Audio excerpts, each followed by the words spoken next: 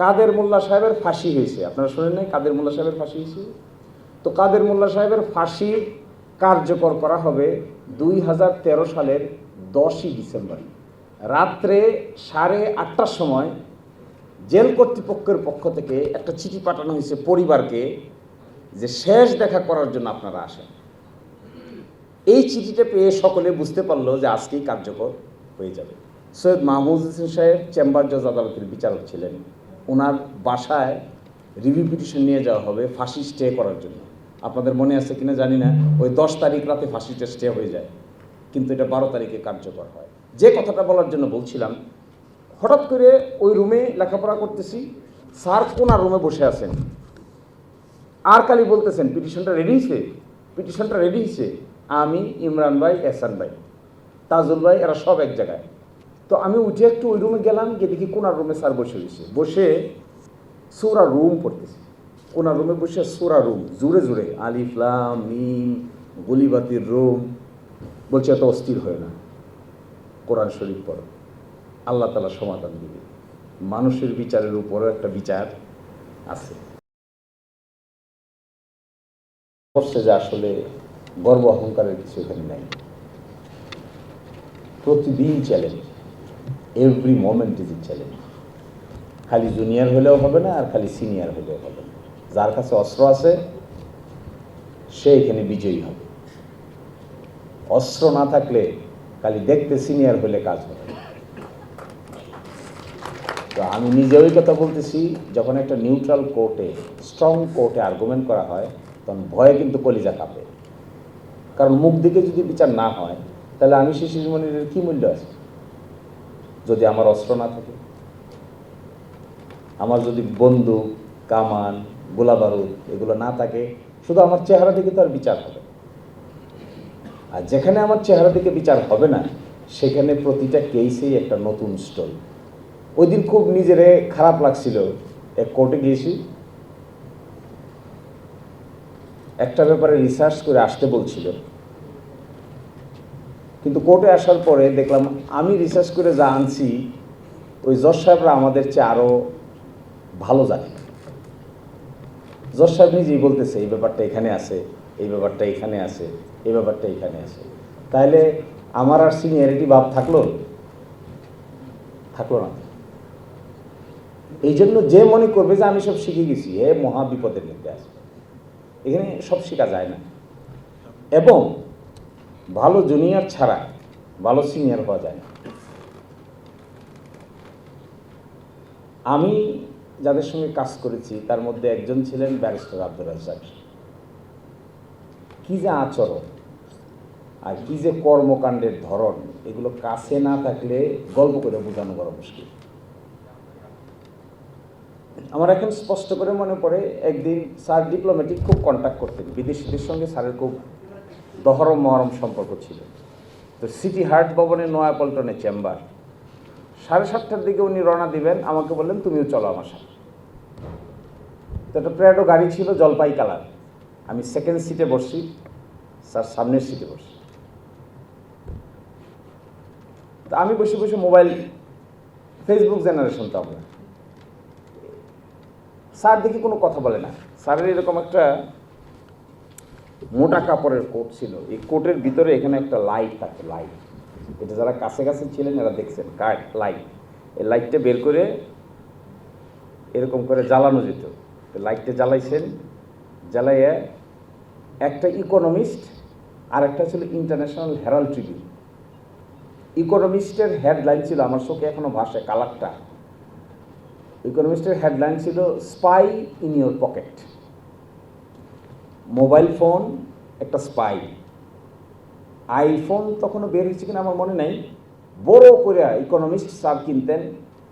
ইকোনমিস্টের headline spy in your pocket, অর্থাৎ প্রতিটা mobile phone নিজেই একটা গোয়েন্দা। ইকোনমিস্টের হেডলাইন, স্যার বারবার দেখলাম ওইটা খুলে লাইটটা জ্বালাই, হেডলাইটে পড়তেছেন, ভিতরের জিনিস পড়তেছে, ড্রাইভার গাড়ি চালাইতেছে আর আমি পিছনে বসে মোবাইল টিপতেছি। আমার স্পষ্ট মনে আছে ওয়াহাব মিয়া বিচারপতি ছিলেন, সম্ভবত NX 5 নম্বর কোর্টে, NX 5 নম্বর কোর্টে ফার্স্ট অ্যামেন্ডমেন্ট অফ দ্য কনস্টিটিউশনকে চ্যালেঞ্জ করা হবে। এখানে স্যার একটু আগে চলে গেলেন, মামলা ধরার একটু আগে। পিছন দিক থেকে তৃতীয় বেঞ্চে ডান দিকে গিয়ে বসলেন। বসার পরে মামলা ধরতে একটু লেট হচ্ছে। উনি আমার হাতে ছিল ইকোনমিক্সটা, উনি বললেন ম্যাগাজিনটা দাও। দিলাম ম্যাগাজিনটা। মামলা ধরবে 2-3টা আইটেমের পরে উনি দেখি ম্যাগাজিন পড়তেছে। আমার মাথায় খুব স্যার মামলা না, একটু পরে তো মামলা ধরবে। বলছি ধরো, আমি আগে আর্টিকেলটা পড়ি। বাড়তি কোনো কথা বলতেন, বাড়তি কথা বলতে শুনি নাই আমরা, ফাহেসা কথা বলতে শুনি। আমরা অনেক খেলার ছলে অনেক কথা বলি না, অনেক সময় খরচ করি না, আড্ডাবাজি করি না, পছন্দ করতেন না একদম। মাঝে মাঝে দেখতাম সিটি হার্ট ভবনে কোর্ট থেকে যাওয়ার পরে স্যার গিয়ে রেস্ট নিতেন। রেস্ট নিয়ে নামাজ পড়ে মাগরিবের আগে আর আসরের পরে স্যারের রুম থেকে পুরা ঢাকা শহরের ওই পার দেখা যেত। 14 তলা ছিল পুরাটা ক্লাস। তো হঠাৎ করে বেল টিপে আমাকে ডাকতেন। আমি গিয়ে দেখতাম স্যার ওখানে বসে বসে বাদাম খায়। স্যার বাদাম খাইতে খুব পছন্দ করতেন, বাদাম আর কোরআন শরীফ পড়তেন। এইভাবে এত গভীর মনোযোগ দিয়ে কোরআন শরীফ পড়তে আমি কোনো মানুষকে দেখিনি। আর মাঝে মাঝে আমাকে ডেকে বলতেন যে কোথাও তখন সান্ত্বনা পাইবা না, তখন কোরআন শরীফ পড়বা। This is a consolation. আর একটা স্টোরি বলি, শেষ করে দিচ্ছি। কাদের মোল্লা সাহেবের ফাঁসি হয়েছে, আপনারা শোনেন নাই? কাদের মোল্লা সাহেবের ফাঁসি হয়েছে। তো কাদের মোল্লা সাহেবের ফাঁসি কার্যকর করা হবে 2013 সালের 10ই ডিসেম্বর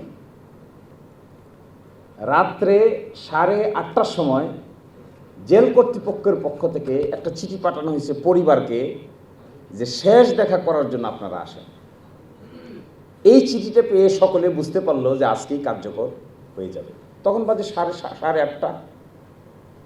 হরতাল, অবরোধ চলতেছে দেশে। স্যার বাসায়, আমরা এই বিল্ডিংয়ের মধ্যে বসে পড়তেছি। স্যারের কাছে খবর গেল, স্যার বললো ঠিক আছে আমি আসতেছি। খন্দকার স্যারের বাসা ছিল, খন্দকার মাহবুব হোসেনের বাসা ছিল সেই বসুন্ধরা আফরোজা রোড। ওখান থেকে স্যারকে আনার জন্য অ্যাম্বুলেন্স পাঠানো হলো। রাজ্জাক স্যারকে বাসা থেকে আনার জন্য অ্যাম্বুলেন্স পাঠানো হলো। তাজুল ভাই আছেন এখানে, আই উইটনেস। তো সবাই খুব ছুটোছুটি করতেছে, এখন কী হবে? পরিবারের লোকেরা ওখানে যাবে, দেখা করবে, লাস্ট দেখা। কত সেন্সিটিভ মুহূর্ত। আমরা প্রস্তুতি নিচ্ছি, রিভিউ পিটিশন দায়ের করব। সৈয়দ মাহমুদ হোসেন সাহেব চেম্বার জজ আদালতের বিচারক ছিলেন। ওনার বাসায় রিভিউ পিটিশন নিয়ে যাওয়া হবে ফাঁসি স্টে করার জন্য। আপনাদের মনে আছে কিনা জানি না, ওই 10 তারিখ রাতে ফাঁসিটা স্টে হয়ে যায়, কিন্তু এটা 12 তারিখে কার্যকর হয়।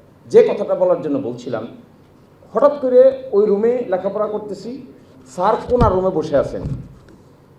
আর খালি বলতেছেন পিটিশনটা রেডি হয়েছে, পিটিশনটা রেডি হয়েছে। আমি, ইমরান ভাই, এহসান ভাই, তাজুল ভাই, এরা সব এক জায়গায়। তো আমি উঠে একটু ওই রুমে গেলাম, গিয়ে দেখি কোনার রুমে স্যার বসে রয়েছে। বসে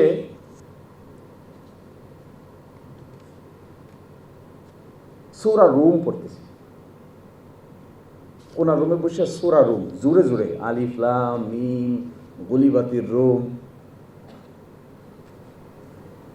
বলছে এত অস্থির হয় না, কোরআন শরীফ পড়ো, আল্লাহ তাআলা সমাধান দিবে।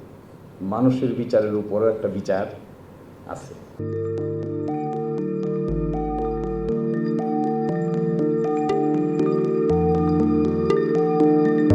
পহেলা জানুয়ারি 2026 ইউটিউব জার্নালিজমের অগ্রদূত changeTV.press সংগ্রাম মুখর 7 বছর পেরিয়ে পা রাখলো গৌরবান্বিত 8 বছরে। এই আনন্দ প্রহরে সবাইকে নিরন্তর শুভেচ্ছা। আমি নিজেকে ধন্যবাদ মনে করি, আমি সৌভাগ্যবান। চেঞ্জ টিভির পক্ষ থেকে আমার সাক্ষাৎকার নেওয়ার জন্য তারা আসছেন এবং চেঞ্জ টিভি দীর্ঘ 8 বছর ধরে এই কাজগুলি করছে। আমি তারা অনেক ভালো কাজ করেছেন, দেশের মানুষের সুখ দুঃখের কথা প্রত্যক্ষ তুলে ধরছেন। আমার আশা থাকবে চেঞ্জ টিভি সামনের দিকে উত্তরোত্তর আরও সমৃদ্ধ হবে। একটাই শুধু আমাদেরকে উপদেশ দিতে চায় তাদের কাছে, সেটা হচ্ছে সত্য কথাটা মানুষের সামনে তুলে ধরা। মানুষের ভিতরে কি চায় তাদেরটা তুলে ধরা, মানুষের প্রত্যাশা তুলে ধরা, এবং মানুষের মধ্যে এই যে দেশাত্মবোধটা এবং সত্যবাদীটা, এটা জাগরণ করে চেঞ্জ টিভির সামনের দিকে এগিয়ে যাবে। এবং যারা দেশের কথা চিন্তা করে এবং দলমত নির্বিশেষে যে লোকগুলো আছে, তারা দেশের কথা চিন্তা করে, দেশের উন্নয়নের কথা চিন্তা করে, কোনো পক্ষপাতিত্ব করে না, তাদের বক্তব্য দেশের মানুষের তুলে ধরা, এই কাজগুলি সামনে এগিয়ে নিয়ে যাবে, এটা আমার প্রত্যাশা। অনেক ধন্যবাদ আপনাদেরকে, দেশবাসীকে, দেশবাসী পক্ষে সবাইকে আমি ধন্যবাদ জানাচ্ছি। changeTV.press, এক ফোঁটা হলুদ নেই।